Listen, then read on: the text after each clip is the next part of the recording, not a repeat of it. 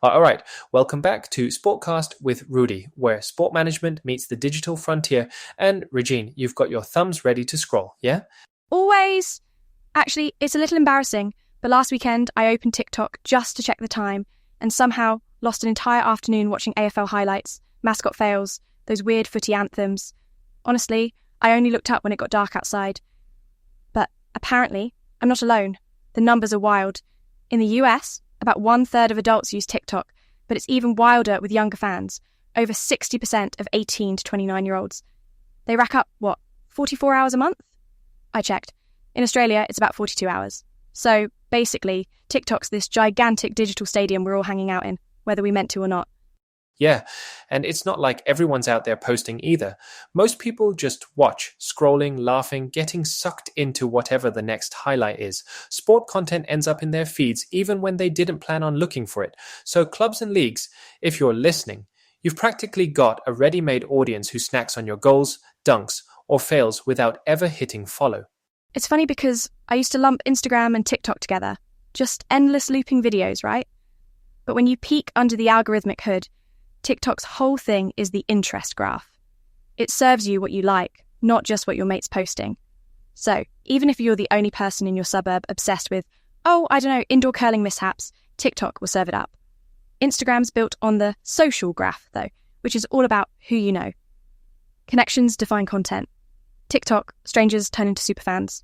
Honestly, on Instagram, my whole feed's overtaken by salad in a jar recipes and old teammates flexing their marathon splits. But TikTok, I open it and bam, penalty shootouts, mascot pratfalls, and sometimes the most cursed halftime snacks. It's chaos, but in a way that makes even tiny sports pop off if the algorithm decides you'll vibe with it. Absolutely. And TikTok's got this remix culture baked in. Duets, stitches, full-on reaction chains. Plus, they let you run up to 10-minute videos now, which is massive. But, okay, here's the kicker. TikTok tunes. You've got all the memes, licensed tracks, trending audio. There's an energy that Instagram just doesn't quite match. I mean, if you're a sport marketer, how do you ignore that, right? You've got under 30s treating TikTok scrolling like a daily ritual. And it's not passive, it's active, curious, even obsessive at times. Sports clips, quirky behind-the-scenes bits, they all have this shot at blown up, even if your club's TikTok only has like 500 followers. One hot mic-it-up moment, and you're off to the races. You don't need to hustle for a big following anymore. The algorithm is your delivery guy. And then there's the money side. It's not just exposure for exposure's sake. Clubs are selling merch in-app, building sponsorable series, and Spark ads let you pump up posts that are already taking off. No need to feel like you're faking it for the brand. It's all self-serve. Your content earns its boost, brands slide into sponsor slots that make sense, and fans don't get annoyed with forced plugs. TikTok's almost become this digital stadium merch stand, but open 24/7 and right on your couch. Okay, so case in point, the NFL. What they did with schedule release day is kind of genius. You'd expect fixture drops to be, admin and a bit boring, right? But the NFL turns it into a meme fest every May. In 2024, teams churned out a third more content just a day. And video views almost doubled, engagements more than doubled compared to last season. It's like teams outright compete for the best, weirdest, most shareable video, and the fans are absolutely here for it. I have to mention the Kansas City Chiefs and their, a Star Wars parody of their schedule? It wasn't just fans either. Sponsors and non-fans were passing that clip around for days. Now, instead of fixtures just being a push notification, they're practically content events, and sponsors are asking to be part of that fun. Suddenly, the fixture list isn't an obligation. It's a viral holiday. I love it. But the MLS? Different play, same genius. They've put independent creators at the centre, like actual partnerships with clubs. So match days become these behind-the-scenes TikTok parties with locker room moments, walk-ins, player cams, stuff official teams would never have managed on their own. That improvisational feel, it's kind of like improv comedy, honestly. The secret's saying yes and to creators. Give them the keys and poof, real magic. Plus, when Spark ads come in, it's their best clips that get the rocket boost, not just the safest, most polished stuff on earth. And you get that loop between digital and real life.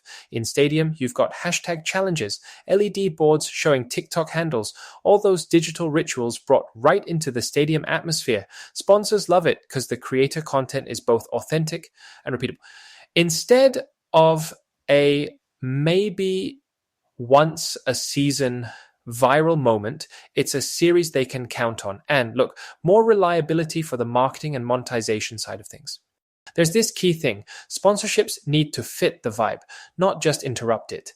The NFL's schedule release videos, for example, are like mini movies that everyone expects each year, so slipping a sponsor in actually makes sense and doesn't throw fans off. MLS does it with player walk-ins or those locker room takes. Make it a repeatable segment, whatever ritual works, so the sponsor's not just slapping their logo on, but actually showing up where fans expect it. I wish I could use Spark ads for my old birthday invites, guaranteed likes, maybe cake shop sponsorship thrown in. Kidding, but not really. No, honestly, that's brilliant, Rudy. And Spark ads are like turbo boosters. You fire them up only on videos that are already going places. That's why you keep the authenticity. MLS, the NFL, they don't spark boost everything, just the content that's already winning hearts so fans actually want to see it twice.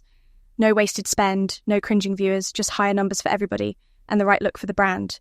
But here's where it really comes together. The big test. Can attention turn into real revenue? TikTok Shop is making it almost too easy. Viral creator collabs one day, exclusive kit drops or merch the next. Like that limited edition drop by Sarah Soccer Sass Kim. It hit TikTok and poof, all gone in under 6 minutes. That's not hype. That's real sales. MLS links TikTok Pixel to ticketing partners so they can prove, hey, these creator clips led to real bums on seats. Love a good data loop. And the NFL, with brand lift studies, they can now tell sponsors, look, you weren't just seen, you're remembered, and people are more likely to take action.